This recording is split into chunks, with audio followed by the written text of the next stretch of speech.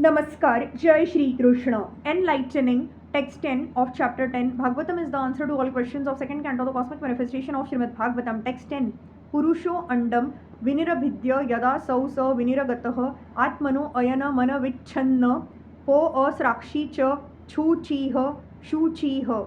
After separating the different universes, the gigantic universal form of the Lord Mahavishnu, which came out of the causal ocean, the place of appearance for the first Purusha avatar, entered into each of the separate universes, desiring to lie on the created transcendental water Garbhodaka.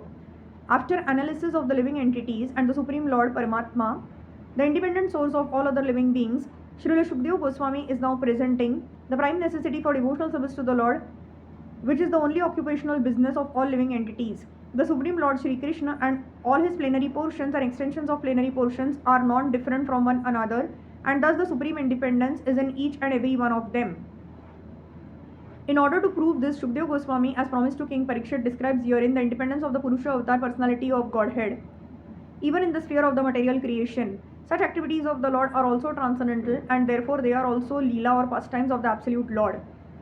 Such pastimes of the Lord are very conducive to the hearers for self-realization in the field of devotional service. Some may argue, why not then relish the transcendental Leela of the Lord as exhibited in the land of Mathura and Vrindavan, which are sweeter than anything in the world?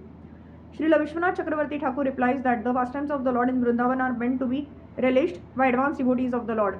Neophyte devotees will misunderstand such supreme transcendental activities of the Lord, and therefore the Lord's pastimes in the material sphere related to creation, maintenance, and destruction are verily relishable by the Prakruta or mundane devotees of the Lord.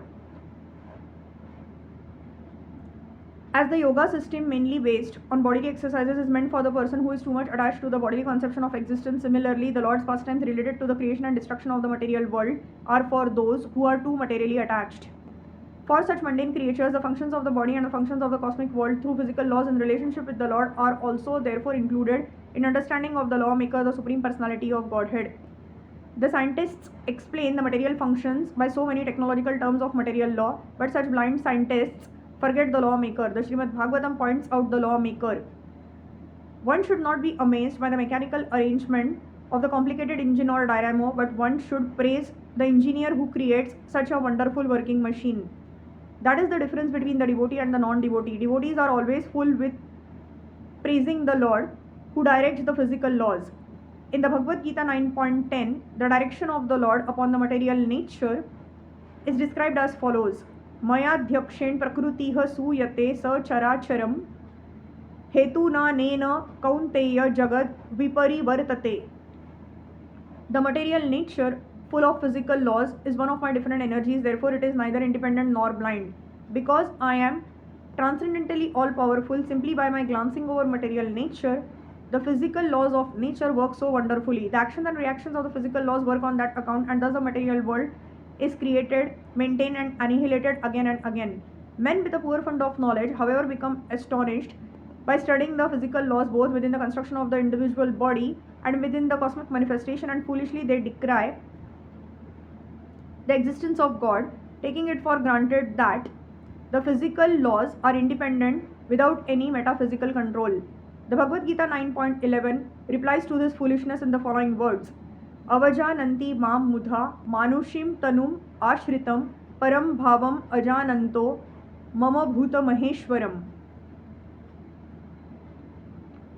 The foolish men mudha do not know the personality of Godhead in his eternal form of bliss and knowledge. The foolish man thinks of the transcendental body of the Lord as something like his own, and therefore he cannot think of the unlimited controlling power of the Lord, who is not visible in the acting of the physical laws. The Lord is, however, visible to the naked eyes of people in general when he descends himself by his own personal potency. Lord Krishna incarnated himself as he is and played very wonderful parts as the Lord himself, and the Bhagavad Gita concerns such wonderful actions and knowledge. Yet foolish men will not accept Lord Krishna as the Supreme Lord. Generally, they consider the infinite symbol and infinite features of the Lord because they themselves are unable to become either the infinite symbol or the infinite. But one should know that the infinite and infinite symbol sizes of the Lord are not his highest glories. The most wonderful manifestation of the Lord's power is exhibited when the infinite Lord becomes visible to our eyes as one of us. Yet, his activities are different from those of the finite beings. Lifting a mountain at the age of 7 years and marrying 16,000 wives in the prime of his youth are some of the examples of his infinite energy, but the Mudhas, after seeing them or hearing about them, decry them as legendary and take the Lord as one of them. They cannot understand that the Lord Sri Krishna, although in the form of a human being by his own potency, is still the Supreme Lord with full potency of the Supreme Controller. When, however, the Mudhas give submissive